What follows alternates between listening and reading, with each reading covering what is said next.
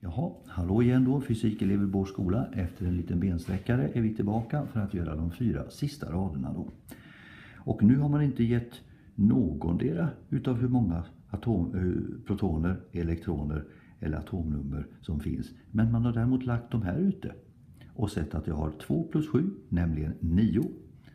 Har jag då fått 9 elektroner så vet jag att jag har 9 protoner.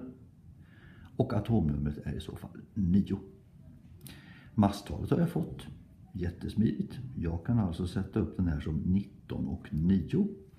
Och vi kan gå in och titta på tabellverket igen här. Och jag ser att nummer 9 där heter fluor eller stora F.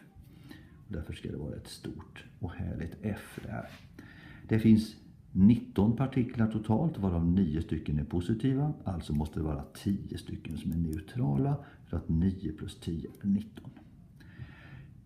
Vi flyttar ner ett snäpp och kommer till nummer 17. Atomnummer 17 innebär 17 stycken protoner.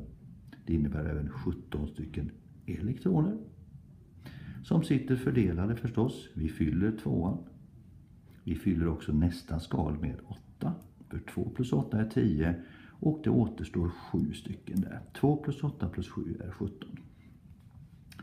Masstalet ska vara antalet protoner och neutroner, nämligen 17 plus 18 som då är 35. Och den här ser ut som 35 och 17. Och letar jag då rätt på den här så kan jag se att här uppe ligger klor som är nummer 17, Cl. Och den sätter vi dit så elegant som det är. Näst sista har vi fått en som heter Li. Och Li, det stod i bokstavsordning här så det var rasande smidigt. Li ligger här, litium, och det är nummer 3. Det är alltså ett av de lättare ämnena, så jag har en 3 där.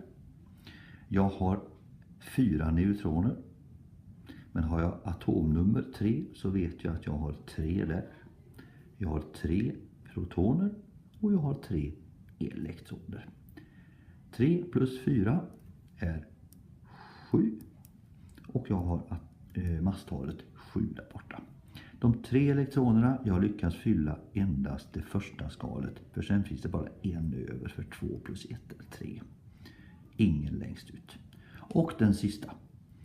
14 protoner, det innebär atomnummer 14.